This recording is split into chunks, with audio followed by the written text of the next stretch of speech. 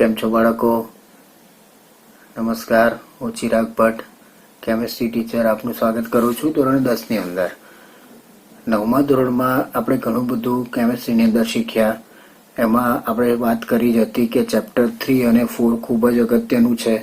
તો એ કેટલું અગત્યનું છે ને મિત્રો, એ હવે તમને સમજાશે કે ચેપ્ટર 3 અને 4 જે 9thમાં આપણે શીખેલા હતા એનો ભરપૂર ઉપયોગ આ 10મા ધોરણમાં આપણે કરવાનો છે.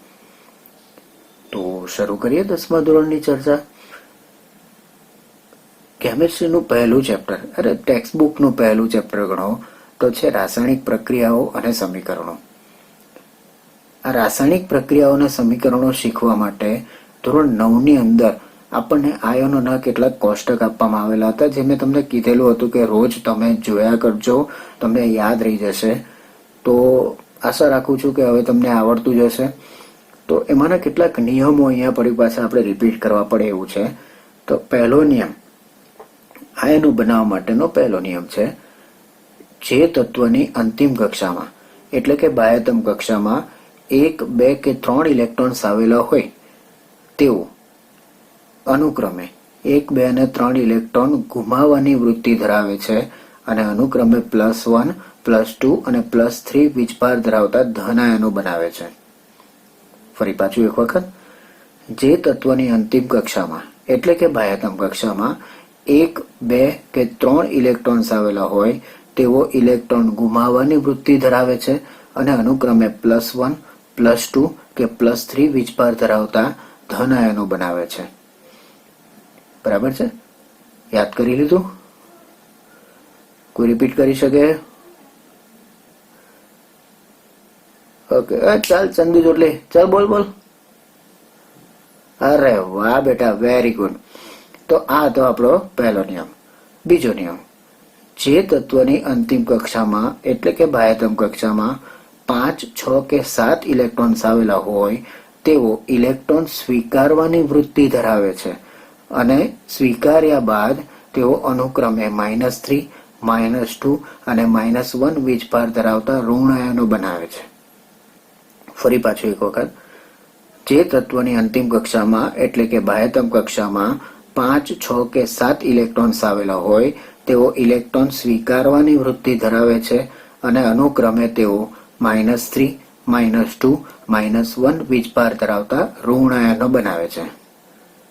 ચાલ બેન ઉભી થા, બોલ, ચાલ. નવ. ચાલો બીજું કોઈ? ઓહ વાહ, વેરી ગુડ. ચાલો તાળી પાડો બધા માટે. સરસ બેટા. આ હતા 2 મહત્વના નિયમો. ત્રીજો નિયમ ટેક્સ્ટબુકમાં નહીં આપેલો હતો, છતાં મેં તમને કીધું હતું કે ધોરણ 10 સુધીની સમય મર્યાદામાં આપણે આ નિયમ યાદ રાખીશું કે જે તત્વની અંતિમ કક્ષામાં 4 ઇલેક્ટ્રોન આવેલા હોય તેઓ ઇલેક્ટ્રોન સ્વીકારવાની તેમજ ગુમાવવાની બંને પ્રકારની વૃત્તિ ધરાવી શકે અને જો તેઓ ઇલેક્ટ્રોન ગુમાવે છે તો +4 વીજભાર ધરાવતો ધન આયન બનાવશે અને જો તેઓ ઇલેક્ટ્રોન સ્વીકારે છે, 4 ઇલેક્ટ્રોન સ્વીકારે છે તો -1, -4 વીજભાર ધરાવતો ઋણ આયન બનાવશે. આ નિયમ કોઈ જગ્યાએ લખેલો નથી. પહેલા અને બીજા નિયમો લખેલા છે, ત્રીજો નિયમ લખેલો નથી. તેમ છતાં આપણે 10મા ધોરણ સુધીમાં યાદ રાખવા માટે મેં તમને સમજાવેલું હતું કે આપણે આ રીતે એને યાદ રાખીશું. જ્યારે આપણે 11th, 12th સાયન્સમાં ભણવા માટે જઈશું ત્યારે આમાંના ઘણા તત્વો એવા હશે કે જે એક કરતા વધારે સંયોજકતા પણ ધરાવતા હશે. તો આપણે અત્યારે એને ધ્યાન પર નથી લેવાનું. ફક્ત શું ધ્યાન પર લઈશું કે 1, 2, 3 ઇલેક્ટ્રોન છે અંતિમ કક્ષામાં. ઓકે, ચાલો તેઓ +1, +2, +3 વીજભાર ધરાવે છે. અંતિમ કક્ષામાં 5, 6, 7 ઇલેક્ટ્રોન છે તો તેઓ -3, -2, -1 વીજભાર ધરાવે છે અને 4 ઇલેક્ટ્રોન છે અંતિમ કક્ષામાં તો તેઓ +4 કે -4 વીજભાર ધરાવી શકે છે. નોટબુકની અંદર આપણે જે 1 થી 20 તત્વોની સંજ્ઞા, એની ઇલેક્ટ્રોન ગોઠવણી અને આયનો જે દર્શાવેલા હતા એ આ મુજબ છે તમારી પાસે. તમારે નોટબુકની અંદર જોતા જવાનું છે અને સાથે સાથે આપણે તમામ વસ્તુઓ જોતા જઈએ. તત્વ નંબર 1 એટલે હાઇડ્રોજન. હાઇડ્રોજનની સંજ્ઞા છે H, તેની ઇલેક્ટ્રોનીય ગોઠવણી છે 1 એટલે કે તેની પહેલી કક્ષામાં ફક્ત 1 ઇલેક્ટ્રોન આવેલો છે એટલે કે એને જ્યારે આપણે આયન બનાવશું એ નિયમ આપણે ફરી પાછા નિયમ સ્વરૂપે જોતા જઈએ. ફરી પાછા આપણે યાદ કરીએ તો પહેલું તત્વ છે હાઇડ્રોજન, તેની સંજ્ઞા છે H અને એની ઇલેક્ટ્રોનની ગોઠવણી છે 1. તત્વ નંબર 2 હિલિયમ, એની સંજ્ઞા છે He, એની ઇલેક્ટ્રોનની ગોઠવણી છે 2 1. ત્રીજું તત્વ લિથિયમ, તો Li એની સંજ્ઞા છે અને એની ઇલેક્ટ્રોનની ગોઠવણી છે 2 1. 4 નંબર ઉપર બેરિલિયમ, Be 2 2. 5 નંબર boron, B 2 3. Carbon C 2 4. Nitrogen N 2 5. Oxygen O 2 6. Fluorine F 2 7. Neon Ne 2 8. Sodium એની સંજ્ઞા છે Na, તો હવે એની ઇલેક્ટ્રોનની ગોઠવણી થશે 2 8 1. મેગ્નેશિયમ 12 નંબરનું તત્વ Mg 2 8 2. 13 નંબરનું તત્વ એલ્યુમિનિયમ Al 2 8 3. 14 નંબર ઉપર સિલિકોન Si 2 8 4. 15 નંબર ઉપર ફોસ્ફરસ 2 8 5, એની સંજ્ઞા છે P. 16 નંબર ઉપર સલ્ફર, એની સંજ્ઞા છે S અને 2 8 6, એની ઇલેક્ટ્રોનની ગોઠવણી. Chlorine 17 number 2 8 7 Cl. આર્ગોન 18 નંબરનું તત્વ, સંજ્ઞા છે Ar, એની ઇલેક્ટ્રોનની ગોઠવણી છે 2 8 8. 19 નંબર ઉપર પોટેશિયમ K અને 2 8 8 1. 20 નંબર ઉપર કેલ્શિયમ Ca 2 8 8 2. આ ઇલેક્ટ્રોનની ગોઠવણી કઈ રીતે આવેલી છે એ પણ આપણને 9મા ધોરણમાં આવી ગયેલું છે. 2n² સૂત્ર મુજબ આપણે ઇલેક્ટ્રોન્સને કક્ષાની અંદર ગોઠવવાના છે, જ્યાં n એટલે કે કક્ષાનો ક્રમ છે. એ મુજબ 2 8 18 32, પહેલી કક્ષામાં 2, બીજી કક્ષામાં 8, ત્રીજી કક્ષામાં 18, ચોથી કક્ષામાં 32 ઇલેક્ટ્રોનનો સમાવેશ થઈ શકે. તો 18 નંબર ઉપર આર્ગોન 2 8 8 પર પૂર્ણ કરી પોટેશિયમ 2 8 8 1 શા માટે ગયું એની માહિતી પણ આપણે 9મા ધોરણમાં મેળવેલી હતી. પણ અત્યારે આપણો જે મુખ્ય તબક્કો છે એ આયનો કઈ રીતે બને છે એ. તો ફરી પાછું તમે શરૂઆતમાં જુઓ તો જેની અંતિમ કક્ષામાં આપણો નિયમ છે, અંતિમ કક્ષામાં 1 2 3, તો એવા કયા કયા તત્વો છે કે જે અંતિમ કક્ષામાં 1 2 કે 3 ઇલેક્ટ્રોન ધરાવે છે. તમે જુઓ આખું ટેબલ 1 થી 20 નું. ચાલો, કોણ જવાબ આપી શકશે? હા, હાઇડ્રોજન, બરાબર છે. હિલિયમ, ઓકે, હિલિયમ વિશે આપણે માહિતી મેળવી. આ બાજુથી જોઈએ તો lithium, beryllium, boron. Very good દીકરા, બેસી ગયા. ચાલો, ઓકે. હવે 11 થી 20 માં કયા એવા તત્વો છે? તો કે ભાઈ સોડિયમ, મેગ્નેશિયમ અને એલ્યુમિનિયમ. અંતિમ કક્ષામાં 1 2 3 ઇલેક્ટ્રોન. તો તમે જુઓ કે આયનો માટેનું કોષ્ટક મેં છેલ્લે બનાવેલું છે. તો આયન લખતી વખતે આપણે એના માથા ઉપર, જેને આપણે ચોટલી તરીકે કહીએ છીએ, બરાબર છે, તો એ તમે જોઈ શકો છો કે લિથિયમ Li ની ઉપર +1 છે, બેરિલિયમ ની ઉપર +2 છે અને બોરોન ની ઉપર +3 છે.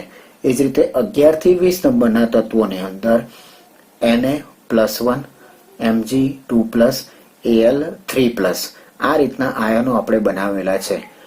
હવે એમાં એક્સેપ્શનલ કેસ, એટલે જેને અપવાદ કહી શકાય, તેવો હાઇડ્રોજનમાં H+ તો લખેલો છે, પણ આપણે આયનોના ટેબલમાં જોયું છે કે જ્યારે હાઇડ્રોજન ઇલેક્ટ્રોન ગુમાવે છે ત્યારે હાઇડ્રાઇડ બને છે, એટલે કે H- બને છે.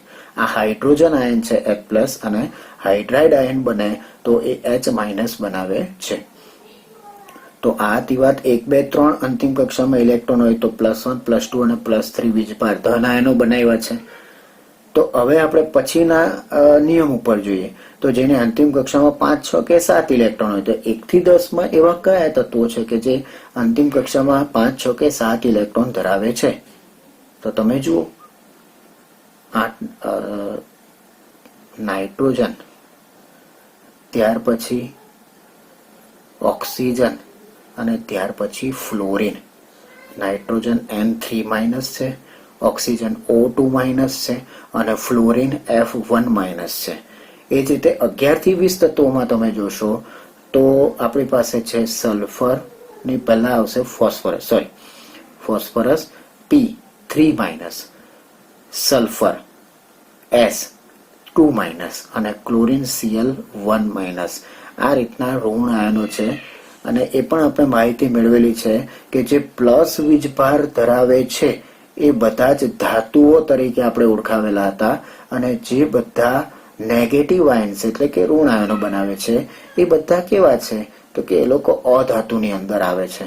એનો મતલબ કે પ્લસ વીજભાર ધરાવતામાં 19-20 નંબર પર પોટેશિયમ અને કેલ્શિયમ એ પણ ધાતુ તત્વો જ થયા અને જેની અંતિમ કક્ષામાં 4 ઇલેક્ટ્રોન છે ને એને આપણે કીધેલા હતા અર્ધધાતુ.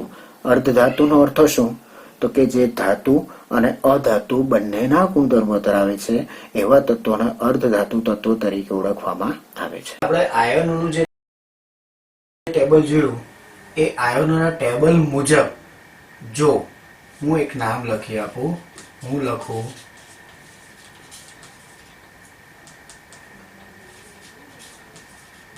એલ્યુમિનિયમ. હવે એલ્યુમિનિયમની સાથે ઘણા બધા આયનો જોડાઈ શકે. દાખલા તરીકે હું એમ લખું કે એલ્યુમિનિયમ ક્લોરાઇડ. તો એલ્યુમિનિયમ લખતાની સાથે જ આપણને ખબર પડી જવી જોઈએ કે એલ્યુમિનિયમની સંજ્ઞા એટલે તો Al થાય. હવે Al જે છે એ કયો વીજભાર ધરાવતો આયન છે તો કે તો 3+ ધરાવતો, જે આપણે ટેબલની અંદર જોયું. આ ક્લોરાઇડ એટલે ક્લોરીન, તો ક્લોરીન એટલે તો Cl. હવે ક્લોરાઇડ એટલે તો ક્લોરીન કેટલા માઇનસ તો કે 1- ધરાવતો વીજભાર ધરાવતો આયન છે. તો હવે આ બે વચ્ચે જ્યારે મારે સમીકરણ બનાવવું છે, મીન્સ કે અણુસૂત્ર એલ્યુમિનિયમ ક્લોરાઇડનું અણુસૂત્ર બનાવવું છે, તો આપણને હવે ક્લિયરલી ખ્યાલ છે કે અહીંયા આપણે 9મા ધોરણમાં શીખેલા એ મેથડ મુજબ અહીંયા હું એની ઘાતાંક જે આપેલો છે તેને ગણિતમાં ઘાતાંક કહેવાય, પણ અહીંયા આપણે એની સંયોજકતા કહીએ તો એ 3 છે, જ્યારે Cl ની સંયોજકતા 1 છે. ત્યાર પછી આપણે શું કરતા હતા તો કે ચોકડી ગુણાકાર, એટલે 1 ને અહીંયા ગુણો Al સાથે, 3 ને અહીંયા Cl સાથે ગુણો, એટલે આપણે શું કર્યું હસતા હસતા આપણે કીધેલું તો Al એકુ Al અને Cl તાલી Cl3, એટલે એનું અણુસૂત્ર શું બની ગયું AlCl3. એટલે એલ્યુમિનિયમ ક્લોરાઇડનું અણુસૂત્ર શું કહી શકાય તો કે AlCl3. હવે તમને બધાને એમ થશે કે આ ફરી પાછું આ મેથડ રિપીટ કરવાનો શું મિનિંગ, પણ બેટા જ્યારે આ આપણને સૂત્ર સ્વરૂપે લખવાનું આવશે કે એલ્યુમિનિયમ ક્લોરાઇડની આની સાથે પ્રક્રિયા કરતા, તો મને ખબર તો હોવી જોઈએ ને કે એલ્યુમિનિયમ ક્લોરાઇડનું અણુસૂત્ર શું. એના માટેની આ ફરી પાછી આપણી મેથડ એક વખત આપણે સમજ્યા કે AlCl3 નું અણુસૂત્ર આ રીતે બનાવી શકાય.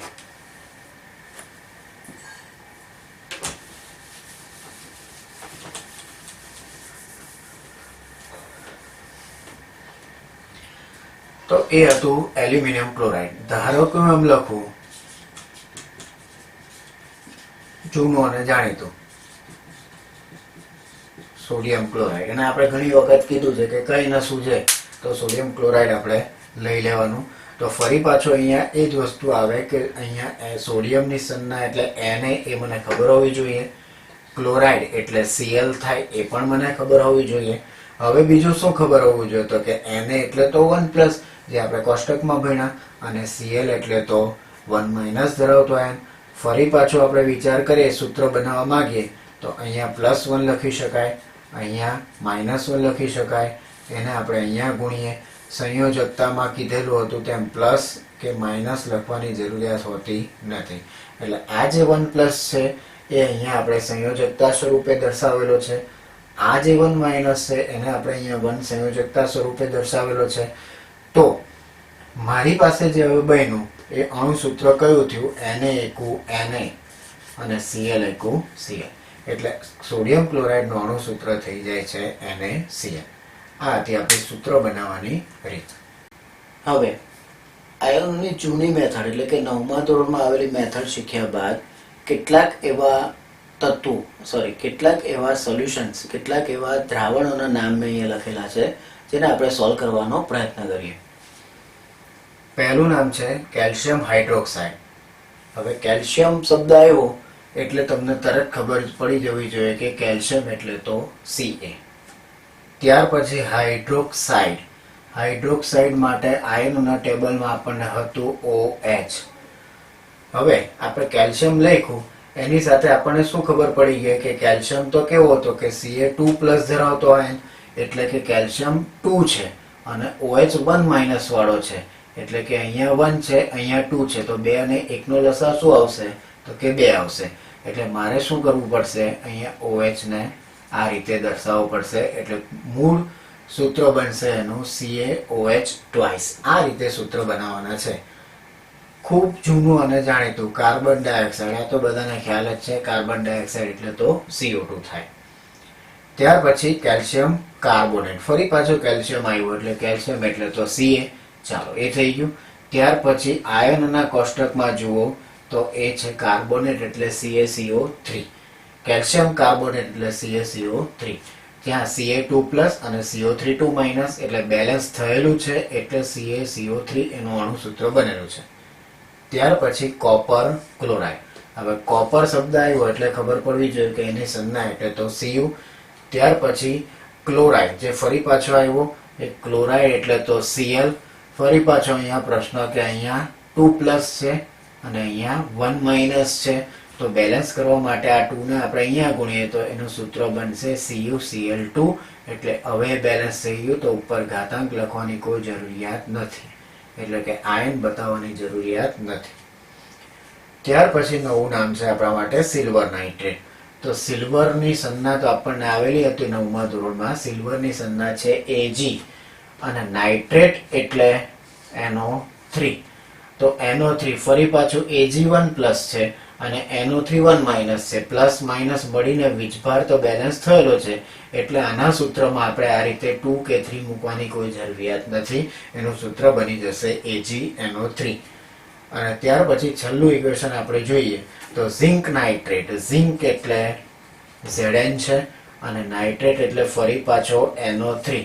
હવે પ્રશ્ન એ થાય કે ઝિંક આપણા ટેબલની અંદર આપેલો છે 2+ છે અને આ NO3 1- છે, એટલે એને બેલેન્સ વીજભાર બેલેન્સ કરવા માટે મારે NO3 ને આ રીતે બ્રેકેટમાં બતાવી બહાર આ રીતે 2 લખવો પડે, એટલે સૂત્ર એનું બને છે આપણી પાસે ZnNO3 ટ્વાઇસ.